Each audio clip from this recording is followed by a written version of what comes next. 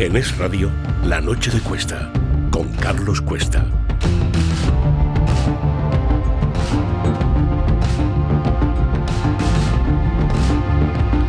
Bueno, pues le voy a dar la bienvenida a Nicolás Pascual de la Parte. Nicolás, ¿cómo estás?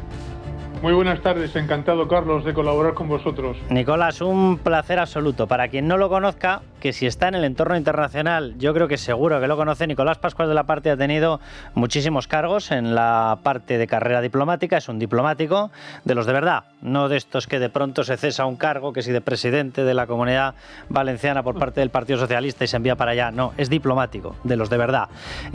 Ha sido directamente embajador en la OTAN, es decir, tiene conocimiento más que de sobra de qué es lo que está ocurriendo. Y Nicolás, contigo vamos a inaugurar una sección que yo creo que es importantísima con todo lo que está pasando, que se llama España en el mundo, que hoy mismo, Nicolás, si te parece, empezamos con el repaso, porque le tenemos de gira a Pedro Sánchez.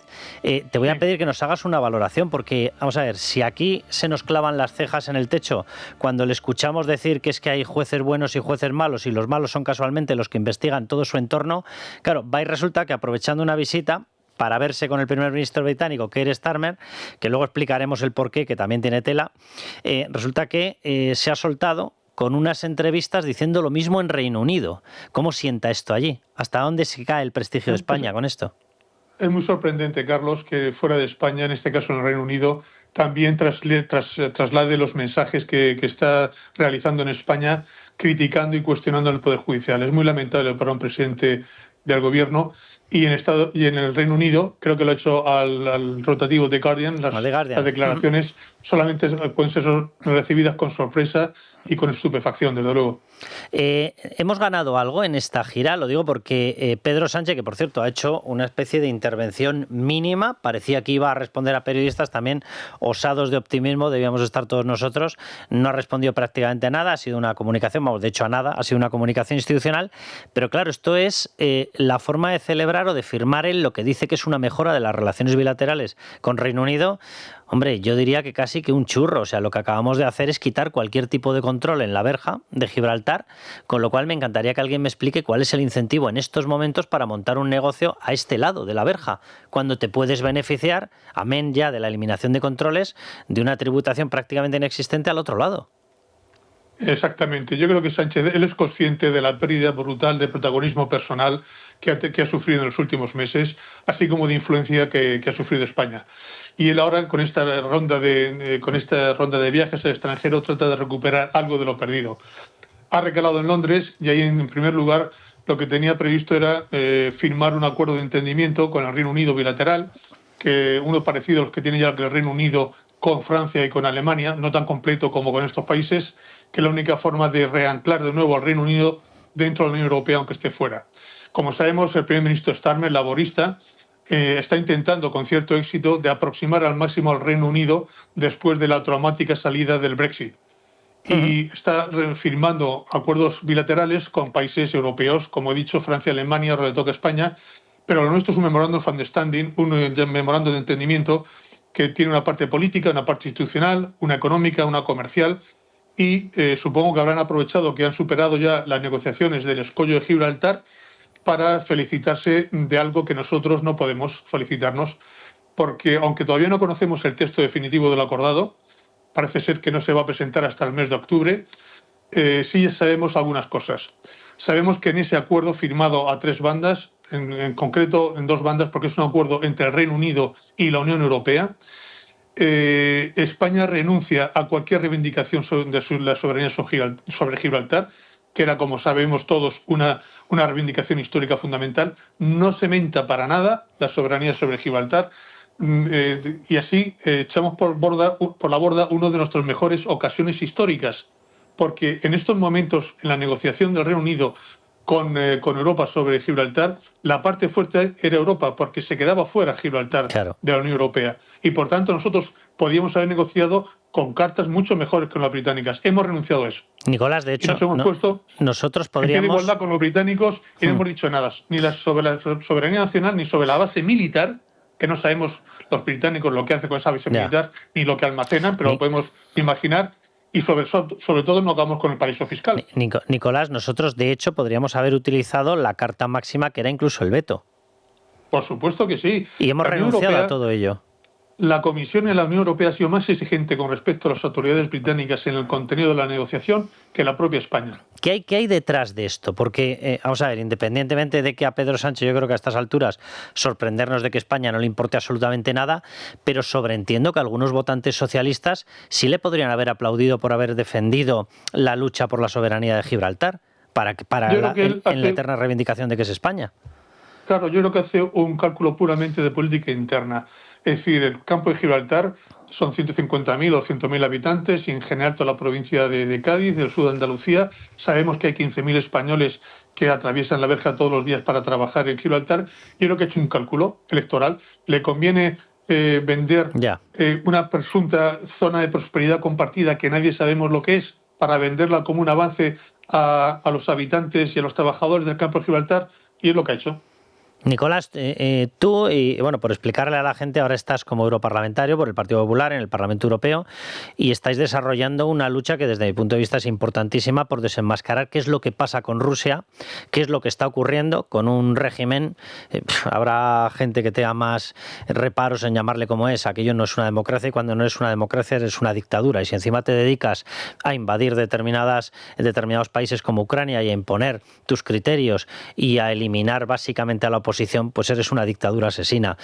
En esa labor que estáis haciendo de desenmascarar, querría que nos analizaras lo que está ocurriendo, porque han ocurrido hechos yo creo que muy graves. Lo que ocurrió el otro día con el avión de von der Leyen, la presidenta de la Comisión Europea, yo tengo toda la sensación de que ha sido un toque de atención por parte de Rusia, de somos capaces de haceros lo que nos dé la gana, e incluso a la presidenta de la Comisión Europea. ¿Cómo está el tema de Rusia y cómo está el tema por parte del Partido Socialista y sus socios con respecto a la respuesta frente a Rusia? Vamos a ver, empezando por el capítulo desagradable de la interferencia del sistema de navegación aérea, el GPS, en el avión, en el charter en el que viajaba la presidenta de la Comisión, Ursula von der Leyen. Todos queremos, porque no es una cosa aleatoria, sino que es sistemático, la interferencia que hacen los rusos de los aviones que ellos quieren. Es un acto de intimidación, claramente, que habría que sumarlo también con el bombardeo hace una semana del edificio en Kiev que alberga las oficinas de la Unión Europea, que fue otro aviso. Es decir, Rusia trata de intimidarnos y es un capítulo más de esa larga historia.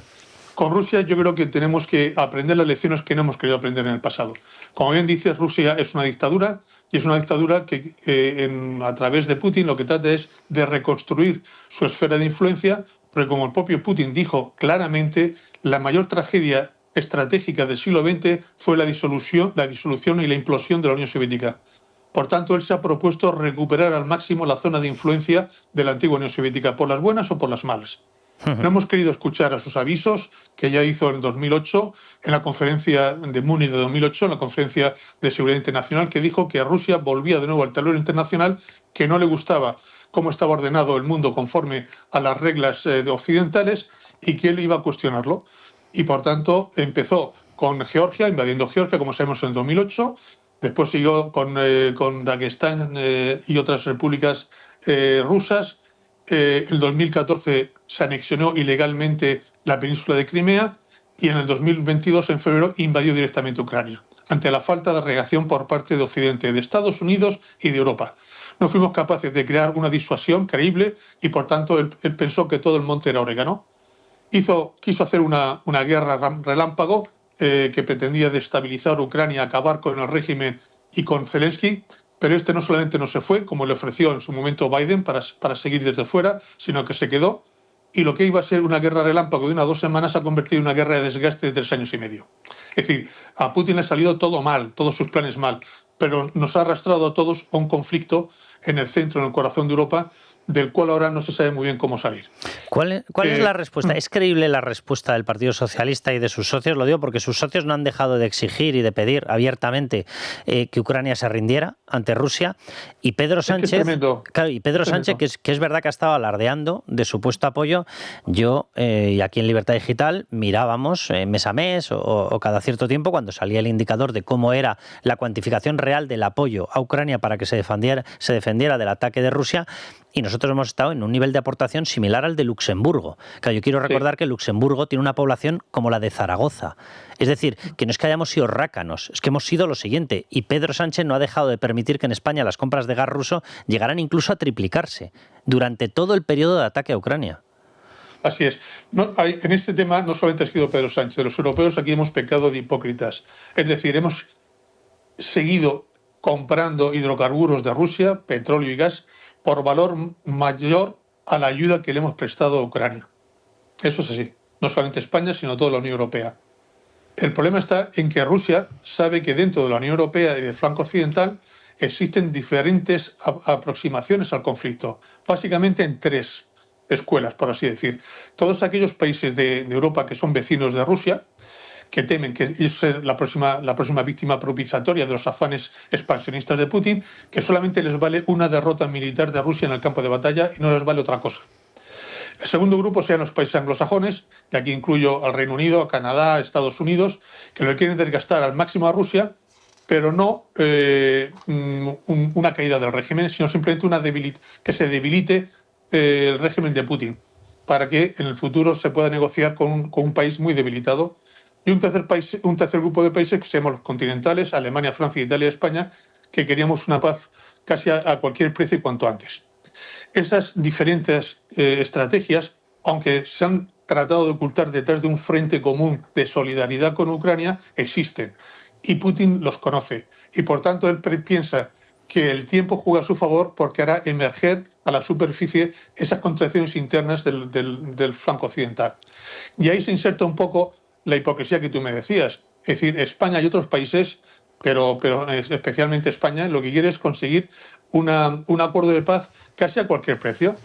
Y eso no sería un acuerdo de paz, sería una claudicación. Totalmente. Y yo creo que los ucranianos no han perdido cientos de miles de jóvenes en el frente para ahora aceptar cualquier plan de paz que equivalga a una claudicación. Y el otro día, Nicolás, publicábamos una noticia en Libertad Digital sobre las relaciones que ha mantenido desde hace muchísimo tiempo, desde el año 8, desde el año 9, de hecho mencionabas tú el tema de la invasión de Georgia, un tal José Luis Rodríguez Zapatero en materia energética con Rusia. A nosotros lo que nos indican es que no ha dejado esas influencias y que podría ser otro de los focos en los cuales el presidente Zapatero, el expresidente Zapatero, sigue teniendo influencias y determinados deseos o intereses. ¿Se puede trazar una política defensiva europea frente a un enemigo como Rusia si andamos así? Bueno, es que lo de Zapatero ya parece un poco la mantis religiosa, ¿no? O sea, aparece en todos los focos de conflicto, aparece Zapatero, aparece en Venezuela, aparece en China, ahora aparece en Rusia. En fin, eso habrá que investigarlo, desde luego. No, yo creo que ahora lo fundamental, en términos generales, es, de acuerdo con nuestros amigos ucranianos y siempre contando con ellos, que Europa sea capaz de crear su propia iniciativa de paz, su propio plan comprensivo de paz. Porque hasta ahora nos hemos limitado a poner condiciones o líneas rojas a las discusiones y al plan de Trump, del presidente norteamericano. Pero Europa, en cuanto tal, no tiene su propio plan de paz. Y tiene que ser un plan B, porque si de pronto Trump se cansa y se marcha y deja de intervenir en el tema de Ucrania, Europa tiene que tener sobre la mesa su plan de paz. Acordémonos que en su momento Zelensky presentó su plan de 10 puntos de paz, que era Plan para la Victoria, que ahora está escondido en un cajón. Pero se podría recuperar y sobre eso, sobre la garantía de seguridad, sobre las perspectivas de que entre la Unión Europea, etcétera, etcétera, la Unión Europea en cuanto tal tenga su propio plan de paz, si no queremos llamarlo plan de paz, iniciativa de paz integral para Ucrania, que sea complementaria de la de Estados Unidos y que ayude a conseguir la paz. Yo creo que es lo que se debería imponer ahora. Nicolás, las noticias de hoy la verdad que no son muy optimistas. Sigo leyendo algunos de los titulares. Xi Jinping exhibe poderío militar en Pekín junto a Putin y Kim Jong-un en un desafío al orden internacional. Un mega desfile en lo que se supone que es el 80 aniversario de la victoria de China sobre Japón. Pero claro, es que no solamente ya por la magnitud del desfile y por el armamento exhibido, sino que es que encima Xi Jinping lo ha hecho en Pekín y junto a Putin y Kim Jong-un. ¿Nos estamos saliendo de una guerra fría para entrar en una guerra tibia? Yo no me dejaría impresionar mucho por los desfiles militares. A las dictaduras les encantan los desfiles militares, a todas. Es cierto que China, y ahora con Xi Jinping, y ha organizado dentro de la Organización de Cooperación de Shanghái, que es el marco en que ha acogido a todos los invitados. También tiene otros, tiene el BRIC, que también tiene la nueva ruta y la franja de la seda. Esos son foros, debates en los cuales China trata de sustituir el orden liberal establecido por Estados Unidos después de la Segunda Guerra Mundial por su propio orden, reconfigurar el nuevo orden internacional conforme a las prioridades chinas. Y esto es un peón más en su tablero. No nos olvidemos de una cosa, estos países, es decir, a Rusia, a China y a la India, son enemigos históricos. De hecho, se odian. Y lo único que les une es una agenda negativa. Es oponerse a Estados Unidos y a Occidente en cuanto tal. Unos por resentimiento histórico, con respecto a sus antiguas potencias colonizadoras, como puede ser la India. Otros porque quieren recuperar un estatus perdido, como puede ser Rusia. Y otros porque quieren ser ellos los hegemones en lugar de Estados Unidos, como es China. Pero entre ellos no hay intereses comunes estratégicos. De hecho, han tenido muchos conflictos que han llegado incluso a las manos, en términos militares, en la frontera entre China y la India y entre Rusia y China. Es decir, les une simplemente una agenda negativa de oposición a Occidente y yo creo que no tiene institucionalidad ni consolidación como para ser una alternativa realmente al orden establecido actual. Lo que pasa es que, Nicolás, el argumento que tiene todo el sentido, pero claro, es que si miramos al otro lado, es que tampoco llego a saber muy bien qué es lo que nos une en Occidente. Lo digo porque nos liamos a darnos de palos. En el caso de España, por ejemplo, exhibe la ruptura de un preacuerdo para la compra de F-35 a Estados Unidos, del supercaza, y lo exhibe como si fuera una cuestión política, cuando lo que está haciendo es dejarnos a nosotros sin un armamento necesario para nuestra defensa. Tú mismo lo mencionabas, Nicolás, la Unión Europea no se sabe qué es lo que quiere, no se sabe cómo actúa salvo cuando le presiona a Estados Unidos. La presión encima en estos momentos de Trump no es que sea desde luego la más correcta, viene, y permíteme la expresión, de hacer el ridículo literalmente en esa reunión con Putin. Ha acabado teniendo él mismo que decir, dices que me he llevado un chasco, me ha defraudado Putin. ¿Cómo que te ha defraudado Putin? O sea, el señor del Polonio te ha defraudado, ¿en serio? A estas alturas andamos así. Claro, llegas a una situación en la que dices, entiendo el argumento del otro lado, pero yo no sé si nosotros estamos mejor. No, la verdad es que estamos en una época de transición, Carlos. Es decir, el nuevo orden, esto me recuerda un poco a Antonio Gramsci en sus cartas desde la cárcel, que tú habrás leído también, sí, cuando habla de que el antiguo orden no termina de morir y el nuevo orden no acaba de nacer, ¿no? Yeah. Pues nosotros estamos en esa época de tránsito que son muy peligrosas, tanto a nivel personal, en nuestra adolescencia, cuando somos muy inestables, como a nivel colectivo de los países también. Los tránsitos son muy peligrosos.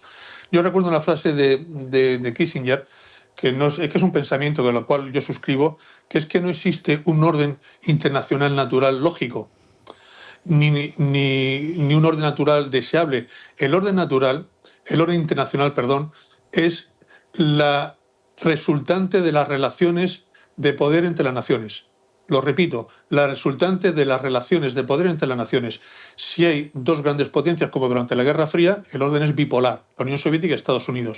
Cuando implosionó la Unión Soviética en diciembre del 1991, quedó solamente Estados Unidos como hegemón, entonces el orden era unipolar. Y ahora tenemos un orden multipolar asimétrico, es decir, existen distintos centros de poder, pero con dos grandes potencias, Estados Unidos y China. Y después está la Unión Europea, Rusia, que tratamos también de estar al primer nivel. Entonces, hasta que no se decante el nuevo orden, estamos en un momento de anarquía internacional, por así decir, porque no tenemos un orden definido. Pero, insisto, se establecerá en función de las relaciones de poder entre las potencias. ¿Eres optimista de cara a esa reorganización?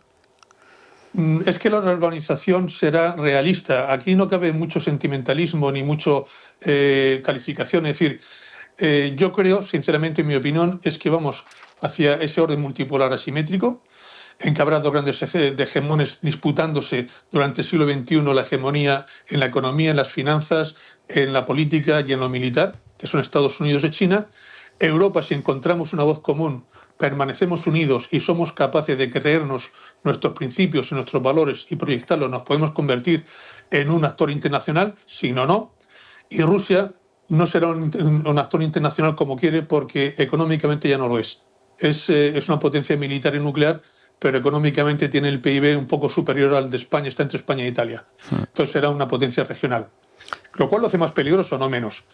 Pero, insisto, ese orden está por perfilarse Y yo creo que en lo que a nosotros nos concierne como españoles, tenemos que apostar porque Europa, donde estamos integrados, insertados, tenga su propia voz, su propio perfil con sus propios intereses. También tenemos otra posición nosotros, los españoles, que es Iberoamérica, el espacio iberoamericano. Pero eso supongo que dará lugar a otro debate. Sí, bueno, otro debate que te voy a sacar en unos aproximadamente 3 minutos, según me contestes a la próxima pregunta, porque te quería preguntar precisamente por qué está ocurriendo con el tema de Estados Unidos y Venezuela, que me imagino lo que piensa Estados Unidos de nosotros y lo entiendo perfectamente con respecto a las relaciones de Venezuela, porque parece que por fin ha empezado a tomar medidas contra los narcocárteles de la droga, que resulta que nosotros en España es que tenemos conformado el gobierno con determinadas unidades, determinados partidos que no es que tengan relación con Venezuela, es que parece que han sido abducidos. Pero déjame que te pregunte por último, porque nos estuvimos intercambiando mensajes sobre qué ocurría con aquellas reuniones. ¿Qué crees que puede acabar ocurriendo después de esa reunión de Trump y Putin? ¿Cómo crees que termina esta historia? Yo creo sinceramente que Trump es... esto es asimétrico, esta relación. Se sienta en una mesa negociadora un señor que tiene prisa para conseguir el premio Nobel y que está discutiendo sobre un país que no afecta directamente a sus intereses vitales. Este es Trump. Y en el otro lado de la mesa se sienta un señor que no tiene ninguna prisa, que puede esperar mucho, porque tiene fondo de armario militar, y que piensa que ese país, en este caso Ucrania, supone un interés vital, existencial para su país. ¿Quién va a ganar esas negociaciones, Carlos? Ya. Vamos, que ha emprendido la ronda de negociaciones Trump exactamente por la puerta de atrás. Tiene prisa, quiere llegar rápidamente a un acuerdo. No lo tiene preparado, ¿no? Un plan de paz, que además es un plan de paz que debe ser muy complejo porque tiene que integrar no solamente las fronteras geográficas de Ucrania, sino el gobierno, sus alianzas internacionales con la Unión Europea y con respecto a la OTAN, las indemnizaciones, el régimen internacional de la línea de divisoria. Es decir, será una paz muy compleja que necesitará muchas horas de negociaciones y eso no se puede improvisar en una cumbre. Y no estaba preparada la cumbre y salió como salió. Cuando además, como digo, uno puede esperar y el otro tiene prisa. Me da una enorme pena. Yo este tema, de verdad, hace ya más de 3 años de la invasión y del inicio de matanzas de ucranianos, me da una pena enorme por la sensación que tienes de incomprensión absoluta en todo el mundo y en todos los agentes internacionales potentes de la posición que tiene Ucrania. Pero bueno, no quiero que se nos acabe el tiempo sin hablar de esta historia. ¿Qué está pasando exactamente? ¿Estados Unidos va a llegar hasta el final en el jaque a los narcoclanes venezolanos? Aquello es una dictadura asesina, no respetan absolutamente nada, tienen intromisión, y lo digo y lo repetiré donde haga falta, tienen intromisión en nuestra política, han entrado, y yo tengo la sensación de que con intención de quedarse. Nosotros tenemos una posición endiablada en esto porque lo ha querido el Partido Socialista y lo ha querido sus socios. El propio Pedro Sánchez ha emitido comunicados y actos de felicitación al Grupo de Puebla, que parece la mayor recopilación de dictadores de la historia universal. Es una cosa horrenda y ahí estamos nosotros de hoz y coz. Como miembros fundadores aparece Adrián Alastra, la colaboración de José Luis Rodríguez Zapatero, el Grupo de Puebla no es ni más ni menos que la unión de Venezuela, Cuba y de lo peor que hay en estos momentos en Hispanoamérica.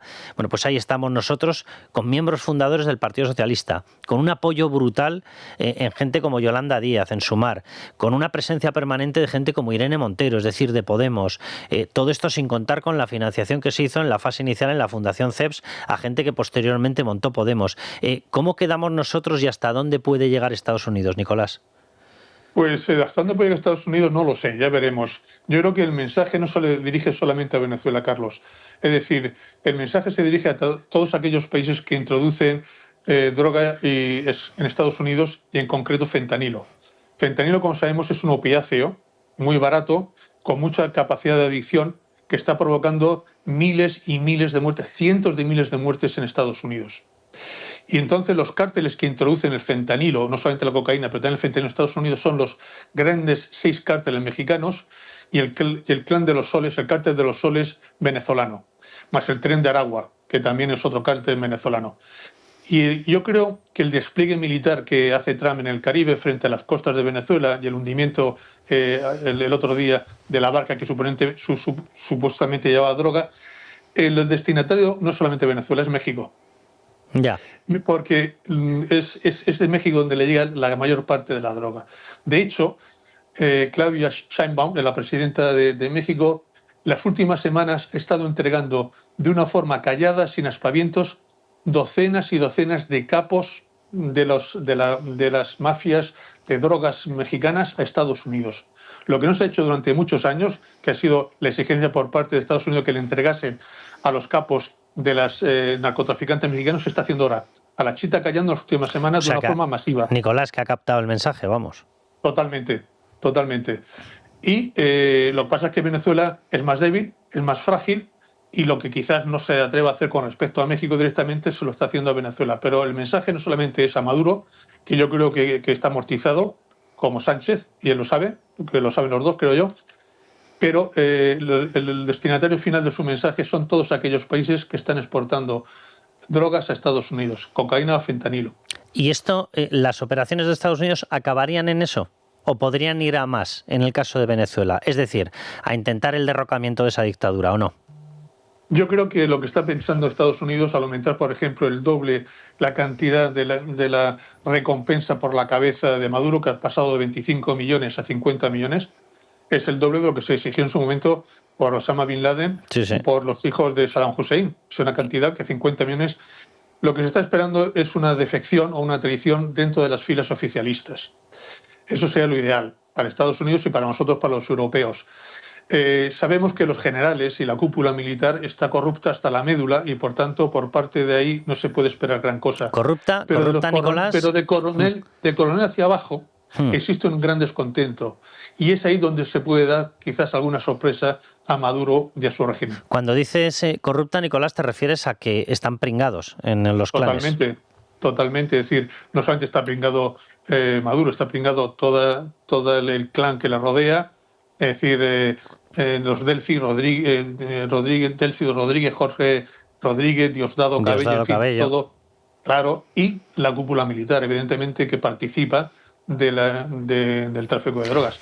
Pero de coronel hacia abajo la cosa no está tan clara. ¿Y para provocar un derrocamiento de un dictador como Nicolás Maduro es suficiente de coronel para abajo? Es decir, ¿podría haber efectivamente un amotinamiento con tal fuerza que pudiese tumbar esa dictadura? Yo creo que aquí haría falta una combinación de la presión interna y de la presión externa. Yo estoy seguro de que el régimen va a caer, evidentemente no sé cuándo, quizás antes de final de año, pero no quiero aventurar fechas, sería aventurado, pero con una conjunción de presión externa e interna, animando a la oposición interna que existe y es muy potente, incluso dentro de las Fuerzas Armadas, yo creo que sí. O sea, tanto como para que cayera antes de final de año. Posiblemente. No, pues me das una pedazo de alegría, te lo digo literalmente. Pero insisto, eso no lo sabe nadie, porque depende del efecto de la conjunción de las presiones internas y externas, políticas y militares. Es verdad que María Corina Machado está en esa línea. Aquí en el Grupo Libertad Digital, en el 25 aniversario, le dimos el premio Libertad por motivos más que sobrados y obvios. Y es verdad que ella siempre ha lanzado un mensaje optimista de va a caer y va a ser antes o más pronto que tarde. No, me das una noticia excepcional. Espero, de hecho, que nos estén escuchando un montón de venezolanos. Lo importante es que en estos casos siempre a esta gente que da una salida, aunque parezca un poco cínico, es decir, a un país donde se puedan ir y garantizarle básicamente tres cosas: la vida, la libertad y su patrimonio. Si eso se garantiza, a lo mejor se van rápidamente a un país como Nicaragua o como Cuba o no sé dónde. No. Pero si ellos no ven salida de ninguna forma, se atrincheran, se enrocan más, ¿no? No me preguntes a mí qué salida le daría, que en la primera intervención de esta sección de España en el mundo la montamos. Sabes, yo la diplomacia no es lo mío, no es mi fuerte, y yo la verdad que... pero quiero decir que esta gente, si la rinconas es mucho, lo ideal es que, lógicamente, caiga de una forma estrepitosa un régimen que, como tú bien has calificado, es un régimen ilegal, ilegítimo, es una dictadura criminal, pero a veces a lo mejor si se le facilita la huida al enemigo, pues también puede ser un planteamiento. Nicolás, con la experiencia que tienes, última pregunta para hoy, con la experiencia que tienes en cuerpo diplomático, ¿cómo deja este paso? Decías también y hablabas de la caída de Nicolás Maduro, además no me extraña que los unas, y de la caída de Pedro Sánchez. ¿Cómo deja este paso y los actos del gobierno de Pedro Sánchez en la era Sánchez, cómo deja España en la esfera internacional? ¿Hemos defendido lo más indefendible? ¿Nos hemos aliado con quienes desafían el orden occidental? ¿No hemos dejado de aprovechar una sola ocasión para tumbar el prestigio y la credibilidad de España? ¿Esto se recupera rápido? No, se pierde muy rápido, pero se cuesta mucho en recuperarlo. Con respecto a Venezuela y en general con respecto a Iberoamérica, en Europa siempre miran a Madrid, porque nosotros somos el interlocutor privilegiado y no hacen nada en contra de Madrid. y esperan de Madrid una iniciativa clara y decisiva con respecto a los asuntos en Iberoamérica. Y en Venezuela, pues nos hemos comportado el gobierno de España de una forma mediocre, sin condenar claramente al régimen, sin reconocer que ha sido un golpe de Estado lo que se hizo en las elecciones de julio del año pasado, sin reconocer como el presidente electo a Edmundo González Urrutia. Todo eso lo hemos hecho en el Parlamento Europeo, a iniciativa del Partido Popular precisamente, pero en contra de los socialistas, tanto en España como en Europa. Y eso, sinceramente, es muy lamentable y muy triste, ver cómo España incluso pierde esa capacidad de iniciativa que hemos tenido siempre en Iberoamérica. Ya, fíjate que lo mismo va y resulta que eso lo puede explicar el hecho de que innumerables cargos del PSOE y hasta del gobierno tenían intereses en la narcodictadura venezolana y con Delcy Rodríguez. Dios bendito, qué etapa nos ha tocado. Nicolás, que un placer. Que todos los miércoles tienes aquí cita, iremos intentando explicar qué es lo que está pasando en el mundo y sobre todo cómo queda España en el mundo. Que un placer, de verdad, Nicolás. Placer es todo mío, Carlos. Muchas gracias. Pues nada, todo un orgullo, un gustazo, y a ustedes les dejo, ya saben, aquí tienen cita todas las noches por supuestísimo, y les despido como siempre. ¡Viva España y viva la libertad!